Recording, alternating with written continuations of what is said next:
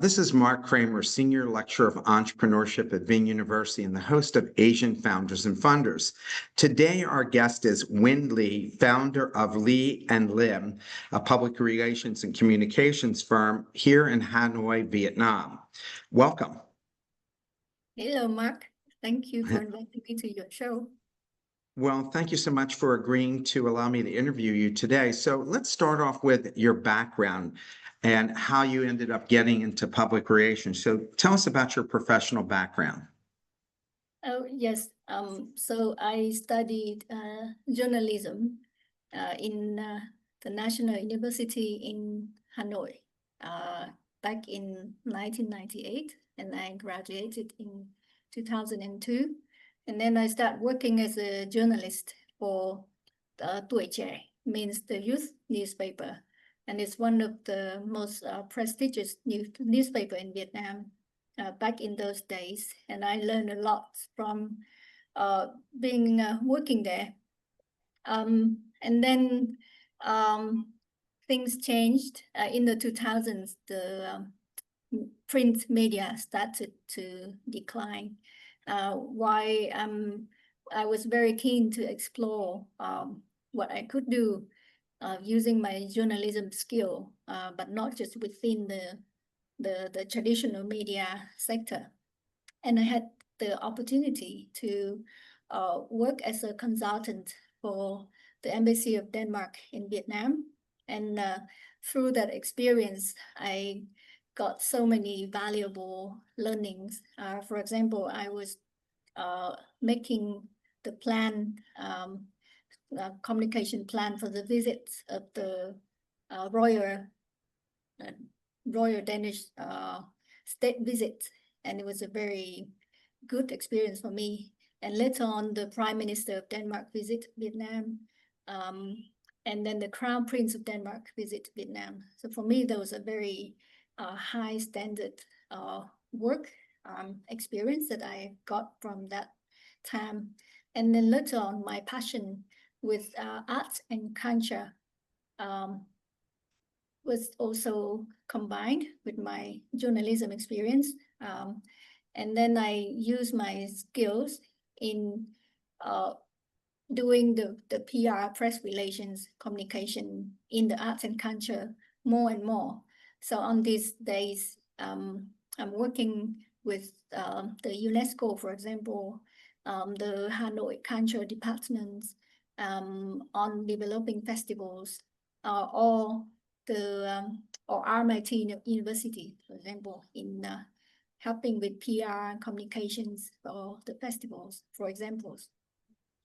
So you're actually a very famous journalist in Vietnam. You won a National Press Award. You're very respected in your field. What did you learn from being a journalist that's helped you become a PR professional? And why did you ever leave journalism to go into PR? I consider myself, I never left journalism. I'm happy to write now and then, and still using my journalism skills until now. It's very crucial to bring those skills into PR and communication, because the core skills, I believe, is you have the compassion and the empathy to what's happening around you, and you have the curiosity to learn and to bring those what you learn into a format that is appealing. It could be like storytelling. It could be you use that story in different form, like text or visual, or short videos nowadays. So I don't think that I decide to leave journalism. I try to respond to what happened in Vietnam in the context that what's changed and how I respond to those change. For example, when print media declined, and I took my opportunity to be the PR consultant for the Embassy of Denmark while doing freelance for other TV or media companies. And until today, I'm still writing for magazines sometimes from time to time. So I think with those, the practice in both area, journalism and PR and communication, bring me the freshness and the way to, you know, renovate myself and keep myself learning and open to what's happening around me and bring it into my work. I have a very similar background to you. My undergrad degree is in broadcast journalism. I spent a lot of time as a writer and on radio and TV. And I found that I had a better perspective than somebody who just graduated with a degree in PR and went straight to PR. How does being a how does being a journalist help you interact with other journalists? What do you know in terms of how to get them to be interested in a story? Yeah, I think that's the interesting questions. I think I start from the point that I'm a journalist myself. So starting from that means that I know what journalists want to know about, what they care about in terms of the value of the information, like what is interesting to them. So with that insight, I can then bring it on to communication plan and to do simple tasks like to write a press release that is appealing and also very direct in terms of information. I don't give anything that extra that journalists don't need. I try to keep everything short, simple, and direct. And also doing the PR means that I learn and I have that ability to learn quickly of different knowledge. For example, my passion is in art and culture, but I also learn about the diplomatic relations of Vietnam and other countries when it's necessary, or learn about other industries, even in agriculture or green energy. So in all the relevant topics that are related to Vietnam's agenda to develop, I learn those and try to apply my learning into providing what the journalist needs. And I think that's a very important skills to have, because you try to imagine what the journalists need, and then you try to find the interesting information and the relevant information, and then you craft those knowledge and those learning into something that the journalists can use. For example, if they read your press release, or if they are going to the press meetings that you invite them to, and those information that you provide in the press release or the press meetings, they can use straight away, and with much, you can save them much less, save them a lot of time, for example. So most of the people listening to this podcast are entrepreneurs themselves. And when they're hiring a PR person, what should the profile be of the type of person that they should hire? And how do PR professionals like yourself prepare their clients to come across as authentic and not pre-recorded? So your question is like what you're looking at if somebody wants to hire a PR person, is that true? Yes. Yeah. Yes. Yeah. I think in my practice as the journalist and a communication and PR person, I think we should avoid the thinking that you doing PR communication means that you're saying something big, grand, and it looks very important to your client or your customer. But I came from a different perspective. I think you should look for something beneficial, something that what you bring for the customer and what the customer wants to bring to their own customers. It has to meet somewhere in the middle where everybody is beneficial from what you're offering. So from that point of view, if you want to look for a PR person to work for you, I think the skill that person has to offer is the learning skill and the ability to translate those learnings into valuable information. And it takes time to decide what is valuable. And it also takes a lot of communication. The conversation between you and the PR person has to be very open and clear and respectful to find the common ground. But I think first, the PR person need that skill to be open, to learn, and the ability to interpret and to translate the information into appealing formats. I think that's the key skill that if you want to hire somebody to do that. How do you make sure that your clients come across as authentic?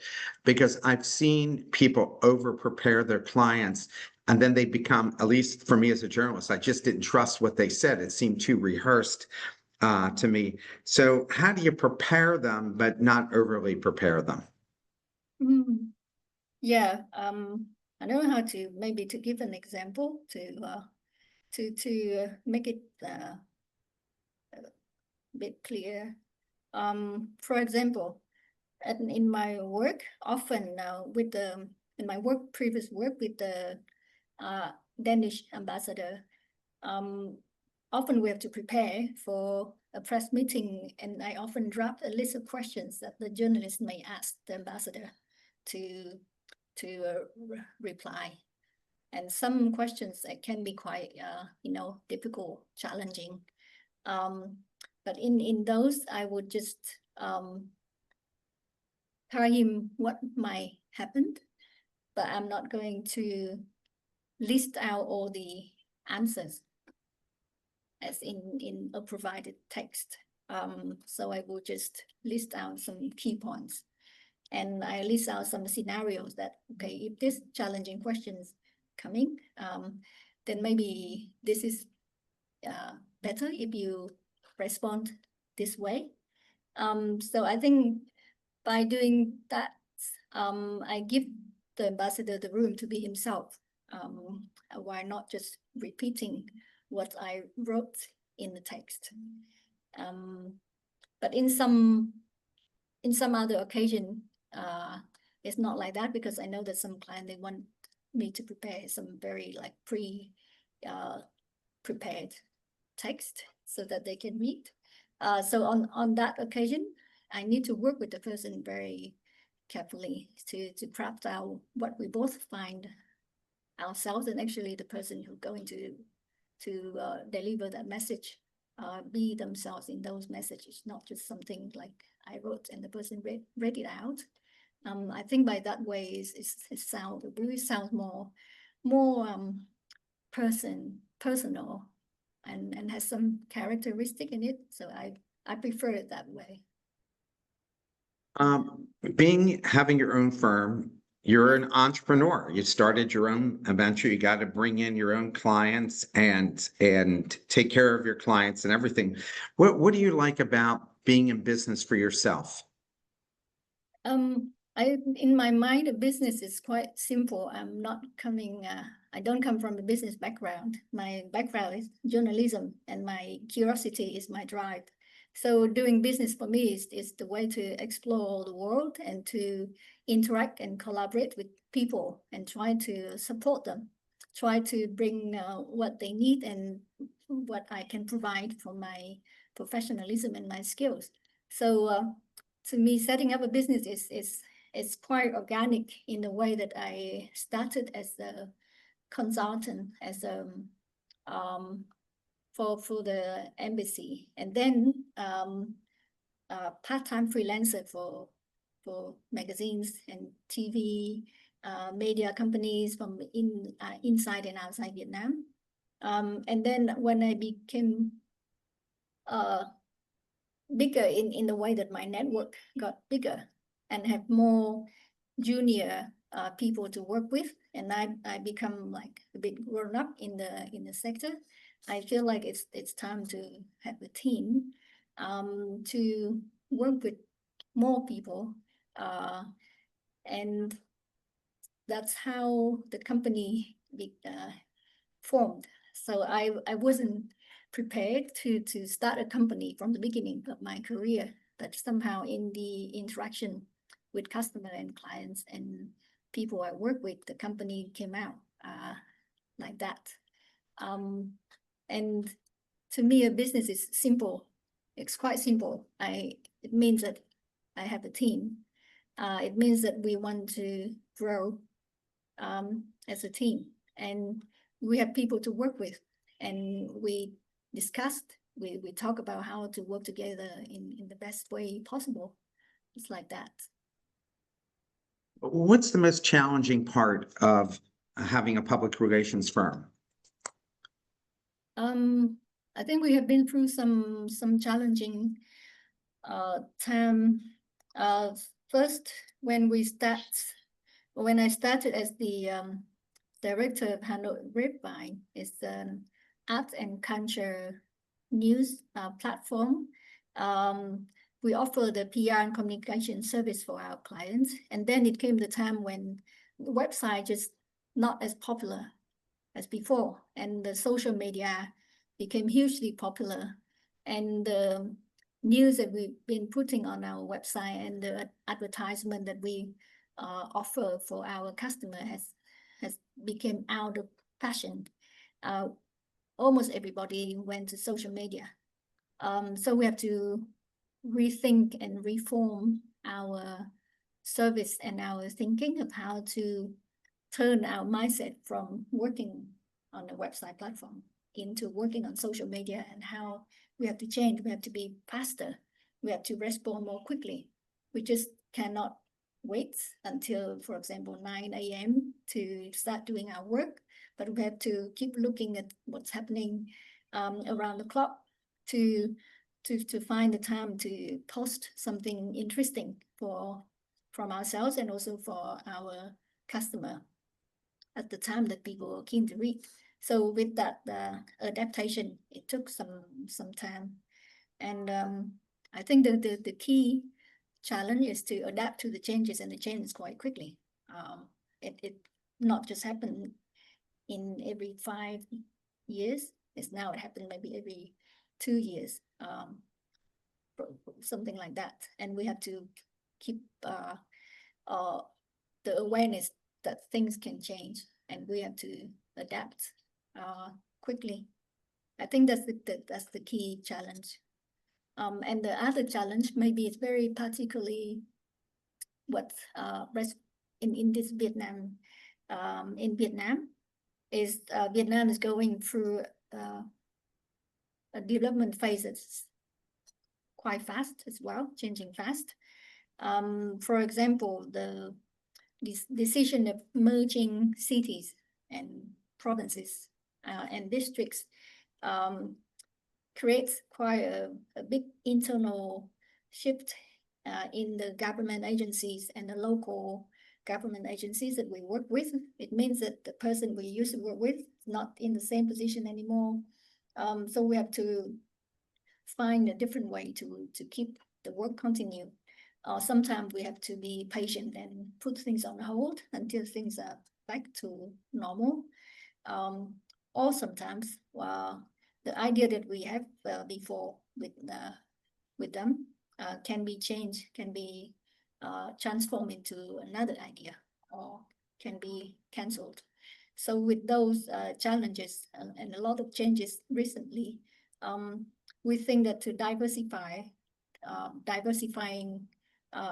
the resource and to look for an even larger network is quite important at the moment. Yeah. How do you get your clients and how do you solicit them? I mean, that's always the hard thing when you're an independent consultant or you have a small consultancy like yourself. How do you go about getting the clients?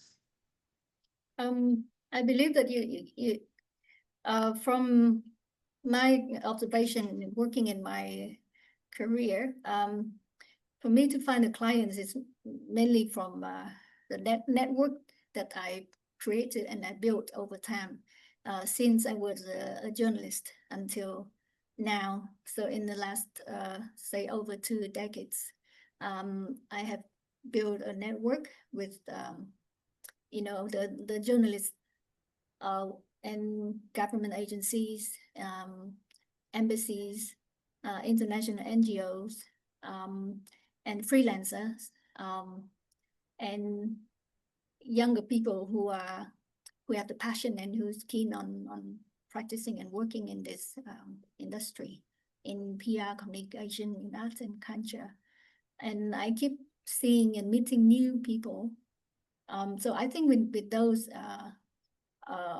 experience and network, I think I'm quite lucky that I keep meeting new people, and from conversation and exchange, then I find a new customer who likes to work with me, or clients, and also clients who want to work with me for a long time as well. Yeah. What kind of client what kind of potential client do you stay away from? Like, we all know there's certain types of people, and we meet them, we go, I don't know if I really want to work with that person. What do you stay away from when you're evaluating? Because it's not just a matter of them writing you a check, because your reputation is based on your interaction with them. So what kinds of clients do you stay away from? I think in this field, especially in arts and culture, the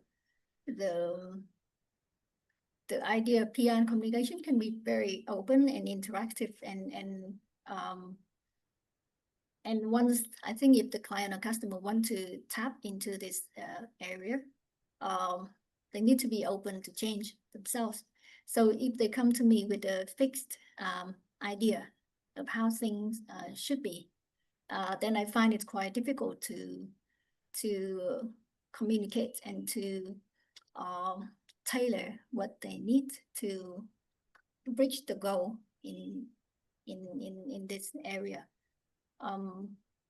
So often I like to talk and to discuss and to work with the clients from the beginning, when the idea just formed and nothing's fixed. And I think with that, we can build something together much better. So in general, to answer your questions, I think I would want a customer who has a very fixed idea on things, how things should be, and how they expect me to deliver what is already decided or fixed. In art and culture, it's not like that. I think so. Do you charge by the hour, or do you charge by the project, or are you on a monthly retainer? How do you typically, because for people who might aspire to be in public relations, how should they charge if they have their own consultancy?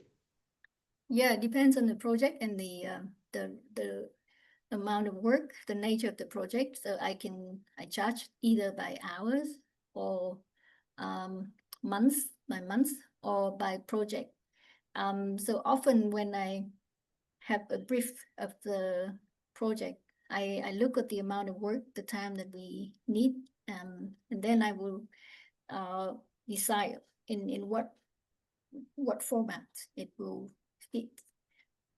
So I often start with like measuring estimates, the number of hours that we need to work on this. And then starting from the hours, we have to look at the other factors as well, that what might affect those hours, that can be saved, if the money can be saved somewhere, or the work will be extended somewhere, and then I add them into the quotation. Yeah. If somebody who aspires to be in PR and have their own agency, what is your recommendation for young people in terms of getting into the field and having their own agency? What's the process that they should go to, career path? I think with PR now, things are changing as well. I could see that PR communication stepping into each other. Before, when I start working in this area, PR is quite separated from the job. But I think now that people need more skills, need more knowledge that can combine. So for a young person who want to step into this area, I recommend that PR is one, okay, is that what you love to do? That's great. You learn and you try to do very well. PR skill, but you need to know communication overall. You need to know about entrepreneurship. You need to know about a bit of journalism. You need to know what are the ethics of being on social media. And with those interdisciplinary skills, I think that's necessary to operate what is now stepping into this PR area. And another reminder for this young person, I think, is to be really flexible and to be open as possible, because when you step into the work, you might start working for a company or a PR agency. But maybe it's not just what you look at, but you need to prepare for changes. You need to prepare for some up and downs, and you need to expand yourself and not just limit yourself into just one company. I think things changing a lot at the moment, and the amount of interactions from one agency with other agency, but also in the sectors as well. Lots of connections are being made and lots of intersections being made. So the key is learning interdisciplinary skills, and try to diversify yourself and not just fix yourself into one vision. And need to look around and to know what's happening and prepare yourself for changes or for opportunities. What social media tools do you use to promote your own practice? I'm quite a traditional person. I have my Facebook page that I've been using. And I still think that Facebook is now a very strong tool, but also I believe in human interaction and in people, two people. We meet in direct and we talk, and we have a great sense of who we are in direct communications that way. But I also see that Facebook is still a strong communication tool, because now that people go to Facebook a lot. So I try to keep my Facebook as my professional page. When I don't post my personal stories, I don't post about my my son or my trips. So I just keep Facebook as one of my important channel. And then on human interactions, go out and meet people. So you're not using TikTok. Are you using LinkedIn as well? I have LinkedIn. I have a simple profile on LinkedIn. I like to update more about LinkedIn. TikTok. I don't think in my I still need to learn about TikTok. And I'm keen to find out what I can do with TikTok. At the moment, I'm a bit behind, I think. So maybe in the future. And how is AI affecting your profession? It's in my work. I personally I don't use AI a lot to write. But AI helped me in terms of checking the nuances or expression. For example, when I send emails to my clients, and then I use AI to help me correct mistakes or to help me to rephrase a sentence that I'm not sure that I would write it clearly enough. So in terms of those, AI is very helpful. And for my team, for example, it's quite efficient to use AI to write a project proposal and to gather an overall big picture of the knowledge that we need as a background information for us to provide and to prepare something for the project proposal, for example. But I often against the idea of writing, the way that you put your, everybody has their own way of putting their thoughts and their expression together. And for example, from A to Z, I think it's very original and very appealing for a person to be able to show that, like why you put A first and then your B and your own C and D, etc. So I believe that AI can be very boring if the person rely on AI, because AI can drop and you make it look the same. Everybody is the same.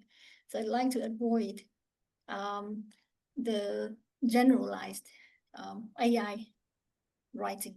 I still prefer the personal way of putting the message together, and then with AI can help touch up with correctness or some kind of expression. Yeah.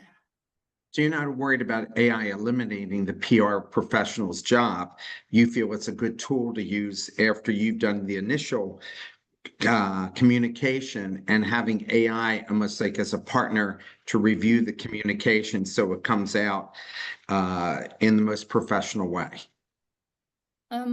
Yes, in a way that I don't. To me, at the moment, AI is not a threat, but it's something that to observe and to use carefully. And I still cannot decide if AI is like this or that. For me, I'm trying to see AI as tools, and how I can use AI to help my work. But I could see that I could see that AI can replace some of the work, but it depends on the person who decide to use AI as well, whether they think AI is good enough for them or AI is not good enough for them. And on that area, I haven't explored fully. Maybe I need a bit more time to observe what's happening. But at the moment, right now, I'm quite confident that our work as a PR persons still have lots of values, because we are building the connection between people and people. There's something very human about it, especially in art and culture. And I'm not sure if AI can be that human in some way. Yeah. Yeah, I agree with that totally. You said you have employees that work for you? At the moment, my company is very small, mainly myself, and I have project collaborators. So I don't have like employee. Full-time employees. Do you find that to be better? Because that way you don't have the overhead every week to worry about making payroll, but you're able to bring in the best people when you need them for a specific project. Has that worked out well for you? Yeah. So I shift from having a company with employees to having a company with myself and with people who I can pay on project based. And I can find it quite flexible, and it really liberates me from thinking about I need to chase this money. I need to chase this contract to find enough money to pay my people. So I'm shifting my view from trying to pay people, making enough money to pay people, from looking for the projects that we can grow and develop together. And with that project, I find a person who like to work with me, and we can pay each other from that project. Yeah. So at the moment, I don't pay any employees, just me and an accountant who helped me with the finance accounting part. And when I need, yeah. I do the same thing. I mean, when I have my communications business, I opted not to have full-time employees. I have a friend who had full-time employees, like 30 people. And so the good part of that was that when he sold the company, there was actually something to sell. And so for me, there's like you, that there's nothing to sell to somebody else per se, but at the same time, it's the trade-off of not having the stress of making payroll every couple of weeks or once a month, whatever that may be. You've built a brand. How do people create their own brand? And what do you tell your clients? Because essentially, we're all known for something. And how do you create a brand that's going to be compelling to other people? I think branding is not my expertise or my strength, I guess.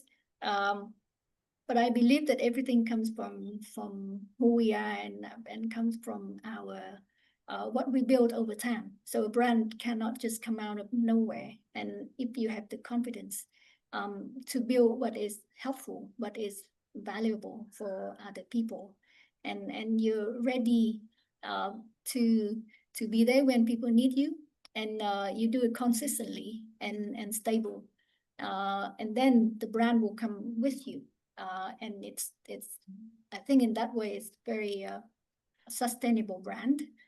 So first it comes from the person, from the human, or from the team, from who we are, and then when the team got bigger, I think it's important also. My lesson is to make your work, make your vision, make your efforts understandable and shareable in terms of you building a working system, a mindset, and something that you can share, something that other people can share and can do this the same, or can be part of that system. So that's two things that can cause a brand in my own perspective. How do you stay strong when you're on your own, you're a single mom, and there are ups and downs? How do you handle the downs mentally? What's your mindset in terms of handling when things aren't going right? I have some challenging moments. For example, when I first start this 100 website nearly 10 years ago, I didn't know what to do. I had no idea. I didn't know how to lead a team. I was working as a journalist the whole time, being on my own. And there were moments that I didn't know, have no idea what to do. But then I think there's the core mindset that I have, and I still stay with me until now, is that I believe in myself, and I believe that I'm going to survive one way or another, as simple as that. So I keep trying, and if I could see anything that I could do, I try. For example, when I first started to take over 100 Wordvine and to lead a team, the advertisement contract that we had with previous customer, it just collapsed because the website just is not fancy anymore, and COVID came as well, so many business has to shrink. But at that moment, we decided to expand our network, and we start working with the British Council and looking for other opportunities. And luckily, Hanoi Website was accepted as one of the key 6 creative hubs in Vietnam who got through this learning period where I was trained as an art manager and a culture leader. And with those skills and with the network that from that project that I learned, and I got another contract that keep Hanoi Whereby survived for the next 5 years. So I don't think there's a definite answer, but when I struggle, and even when I don't know what to do, just do the next thing, or keep trying until something works. What's your last piece of advice for somebody who aspires to have their own PR agency? What would you recommend to them? I think each person has a very different journey. Like your journey is very different to mine. We have some similarities, and we also have differences. So I think first is to believe that you are your own unique person, and there's no recipe, on no exact path that you could see, and aware that you're different from everybody else. I think that's the first thing that for that person to keep in mind. The second thing is to keep learning. In PR, I think it's important that the role of the PR person is to build a bridge between your customer and the audience and the public. So if you have the nature to be that bridge, I think that's wonderful to be in the job, to work in the sector.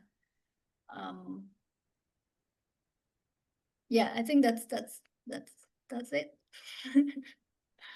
I want to thank you so much for taking the time to speak with us today.